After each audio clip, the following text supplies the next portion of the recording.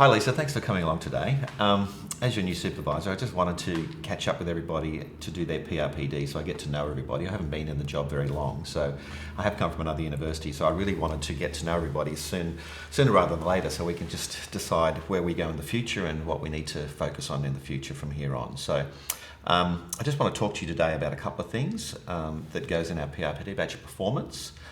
We're talking about good and things that need for improvement in the future. So our job today is just to go through a series of those. So are you okay with that?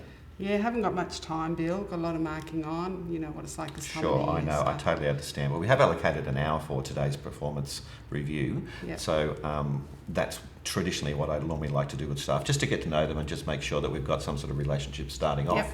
Because, as I said, coming new to the job, it's really important I get to know my staff. Yep. Okay. So one of the first things I want to talk about today is that every 12 months we need to have a PRPD. So you haven't had one for a while, I gather? No, look, everyone's just so busy. I've been here for a while. I know what I'm doing. I know the courses that I teach. I just roll them out every year. Nothing much changes in this discipline. You know, we know what students want and we just deliver. Don't get many.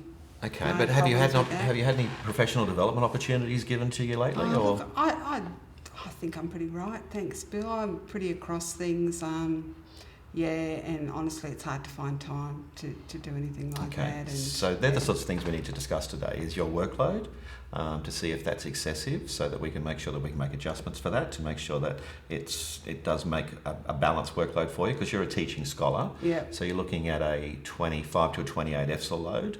So they're the sorts of things we need to manage first of all. And then, of course, there's contribution to the university through scholarship and service and things like that. So have you had any opportunities to contribute to the university through scholarship and service recently? Oh, probably haven't really done much lately.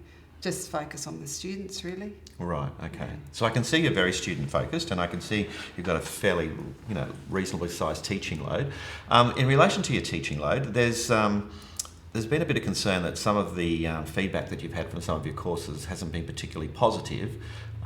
So I just wanted to get your impression about some of those That'll issues. be some of those students. Some of these mature age students just come here thinking they're a client and we've just got to give them exactly what they ask for. If I don't give them an HD, they whinge and complain, and I'm not here to give them an HD. I'm here to make sure they know their stuff. So, you can't make an omelette without breaking some eggs, I'm sorry, but these students have just got to understand they're not going to get exactly what they want. If I get some negative comments, I sort of think, well, I'm doing my job right. I see. Okay. Well, negativity can be a source of renewal as well. So, and I suppose we try not to look at them as not negative, but as more constructive. So if they are negative, then I need to know that the negativity is actually hurting you in some way. But if they're made constructively, then obviously I think we need to take some notice of some of those comments. And I have read them because that's my job as part of this role, to make sure that I read the comments from all of the lecturers that are working with me and the courses they're involved in. And I have seen some constructive comments from students that I think we could actually consider in the future. Look, Bill, I've been around long enough to know it's only going to be the unhappy ones who are going to fill in those surveys. You're not going to hear from all the ones who are happy. You're just going to hear from the ones who didn't get what they wanted. Well, I tend to disagree with you on that. I mean, I've been teaching a long time too, and I find that constructive feedback from students can be very useful for our development. And I know that there's always the happy ones that are happy to contribute as well, and the ones that are the passé that don't care less either way, they're the ones that often don't contribute. But the ones that are normally pretty happy, or the ones that feel a strong need to say something, are the ones that we normally get feedback from. And the ones that I've read about on your courses have actually been quite strong in their feedback about some of the things they'd like you to change, particularly your negativity towards them. And they feel that you're being a bit, shall we say, not as engaging as we would like you to be in the future. Because you have been doing this job quite a while. Do you sometimes feel that you're a bit stale in this role? No, look, it's a walk in the park. I know exactly what I'm doing. I think that's... The students, they don't know what's good for them, whereas I'm in a position where I know what'll get them a job when they leave here. I'm sure you know those things, but I think our clientele's changed as well. You've been here for 20 years now, haven't you? 23, actually. 23, okay. And we've seen a lot of changes happen in this university, particularly I know from being an outlooker coming in, is now we're moving to a lot more online situations where we don't see a lot of the students, so we don't get a lot of face-to-face. So therefore it's really important to make sure we engage them as much as we possibly can. And of course that contributes to the university values as well, of inclusiveness, engaging students, the can-do approach, and engagement is very big for this university, as you know. So it's a very big push. And of course we need lecturers like you to show leadership in this area, but I'm not seeing a lot of that coming from you from what I've seen in your last reviews. I don't know what you expect me to do. I fill my time, my days. I'm here till 5 o'clock. I don't know what else I can do. Well, I've been had some feedback from other staff as well, and they're saying that you are not necessarily contributing a great deal to the harmony of the staff room either, when you actually meet up with others. Harmony of the staff room? What do they mean, harmony of the staff room? Well, they say that they've decided to disengage with you because you're so negative on a regular basis to them and about students, and so they've decided to avoid you in most cases. So that does concern me, that you have detached yourself from the rest of your team. Look, I'm just the realist in that room. Sometimes I feel like these people come up with these handy-pandy plans, which there's no way they're going to get off the ground. And I just tell them when I know that something's not going to work. I feel like I wouldn't be doing my job if I didn't tell them. But can you see it from their perspective, that they're trying to put change in place and trying to be innovative and trying to be, moving forward in some of these areas that the university's encouraged them to do, and then you're the hogwash on the whole thing? What if someone said that to you? Have you put any ideas forward where someone's turned around to you lately and said, "Oh, for God's sake, Lisa, get a grip. What's your problem? That's not going to work"? How would you feel if someone said that to you? Well, yeah, it depends whether they were right or not. Okay, so what's your opinion of someone being right? Do they have to be right to get a positive outcome from you? Yeah, well, they've got to have the runs on the board, I think. If they've got something that's worked before, I'll give it a go. Okay, so let's work on that. So perhaps sometimes we need to step into the danger zone sometimes and look for things that possibly haven't worked before and give them a try. For someone like you that's been around for such a long time, your wealth of experience would really help in contributing to the team in getting on board with some of these new adventures. And perhaps you could give them two sides of the coin and perhaps hold back on some of the negativity and start to be a bit more constructive in your feedback to your staff members. So they say, "Look, okay, I get this, but last time we did this happened, so maybe we should consider this next time." Is that a way we could possibly approach it in the future? Well, I'm never involved in these things. And why do you think that's so? I don't know. Is it because that you've detached yourself for so long that people stop engaging you and stop asking you for your opinion? Maybe people just don't like to hear what I think's the truth, but yeah, maybe sometimes those things come out the wrong way. Can you see where I'm coming from here? Yeah. That sometimes the language that we use and the tone that we use can put people off, and then suddenly you become an alien within your own team. No one's ever said this to me. No one's ever said any of this to me before, Bill, so that's why I just find No, and that's understandable because people don't want to offend you, the same as you've offended them. So I think we need to consider the fact that they think you're a strong person, they think you've been here a long time, you've got a lot of street cred in your team, but at the same time they've seen your negativity increase and therefore they've detached themselves from you because they're feeling that they don't want to become involved in that negativity with you any longer.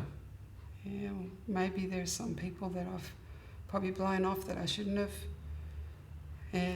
Look, I'll think about what you said, Bill. Okay, so maybe we can think about some options in professional development. How about I try and free up some of your teaching load at some time, and we can think about some sort of maybe some updated communication course or something like that to help you along the way. As long as it's not too airy-fairy. I mean, it's no, got to be practical. We don't want a wanky communication course. I totally agree. It's got to be something that's hands-on, practical. It's about communicating well with our tone of language and our voice projections and those sorts of things, engaging in profitable, positive communication styles. And perhaps it's come back to the style that you've adopted over a period of time. Perhaps that's something that's led you down this pathway which has increased you to detach yourself because you may have felt underappreciated or undervalued. The organisations can do that sometimes, and the fact that you haven't had a PRPD for a long period of time to me indicates that you haven't had a chance to sell yourself in a positive way or feel appreciated or valued. I know in the past, you try to put up new things and you just get knocked down as soon as you put your head up. So, I'm a bit wary of I guess it's made me a bit scared about. But maybe you haven't had anyone to fight for you as well. Yeah. Now, in my job as this new role, that is my job, to fight for my staff and make sure they get valued and feel appreciated. And if you've got an idea that you've put some time into, I'm very, very happy to look at it and go through it with you, give you some feedback and try and push it forward. Yeah, well, I guess we can try, but yeah, I don't know whether it'll work. Okay, well, let's give it a go, shall we? Yeah. Okay, so the things we want to summarise today from our PRPD is, I'd really like you to reflect on some of the student feedback that you got from your Moodle courses. Yeah, well, I'll give you some feedback on that feedback. Yeah, but anyway, I'd like that. Yeah. And we know it is anonymous, but if it is really, truly negative, I need to know about it and make sure that we act upon that for a start so that you're not feeling threatened in any way. That's a very important point, because students sometimes have this Facebook mentality these days where they think they can say anything and get away with it. And I have made moves to that, to our head of program, to say that shouldn't happen in future. So hopefully that is going to continue to be lessened to some extent, and we'll put some plans in place to make sure that is lessened as much as we possibly can, even to the point where we have to edit some of those comments because they can be quite destructive to staff.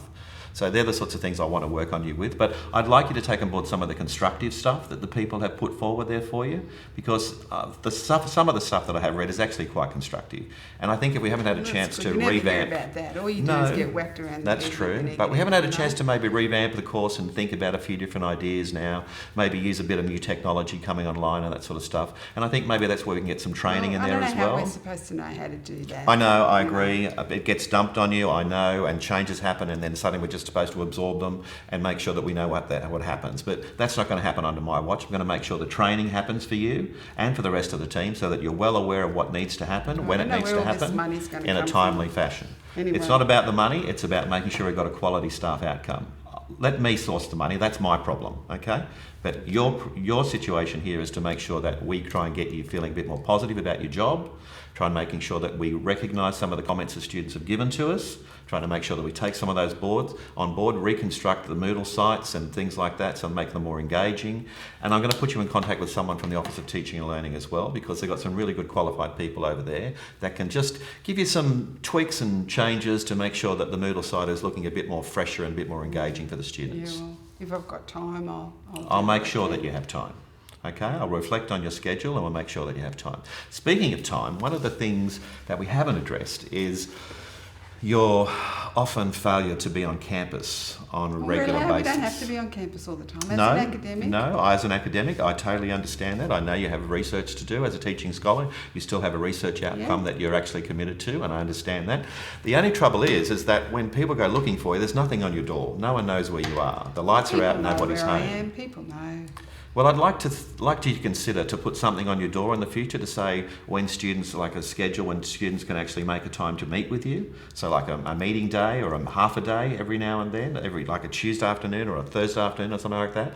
Because we know students, most of them are online and they just don't turn up out of the blue very often, but they sometimes like to make an appointment, whether it's a phone interview, whether it's students on campus here. No, that's true. But there's phone interviews they might want to talk to you about. They might want to meet with you because they're passing through on their way to a holiday destination or whatever, and they want to pop in and see their lecturer.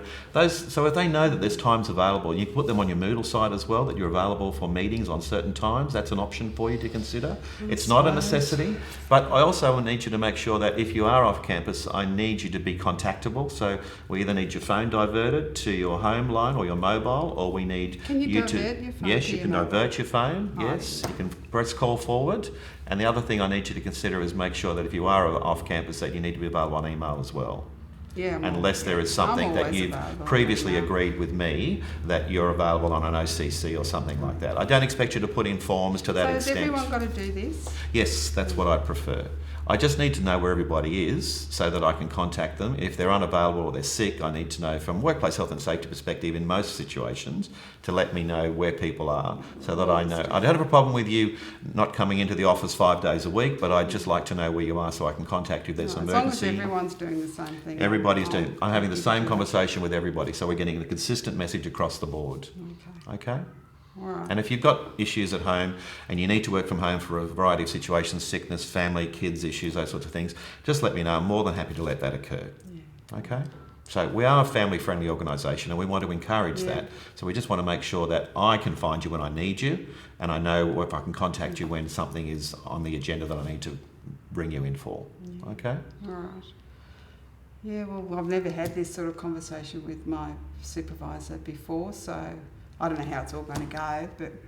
Well, it all goes into the paperwork from now on, and then so I'll write all these things up, some recommendations that we've discussed today. I'll put that in the paperwork. I'll send that back to you. Have a read through it. If there's anything there you're not happy with, please make some edits and send it back to me. But if you're happy to sign off on it, just sign off and then send it back to me, and it'll go through the system. And that's your first PRPD. And I guarantee you that we'll put in place some communication training for you, some work with the Office of Teaching and Learning to look at your Moodle site, and finally, we're going to do some teamwork stuff to try and get this team a bit more cohesive, because I think it's been a bit fractured over the last few years, and it's time to bring it back to basics. All right, I'm willing to give it a go. Great. Look, thank you, Lisa. I really appreciate your time today, and I can see a change in you already, so I'm looking forward to working closer with you together in the future.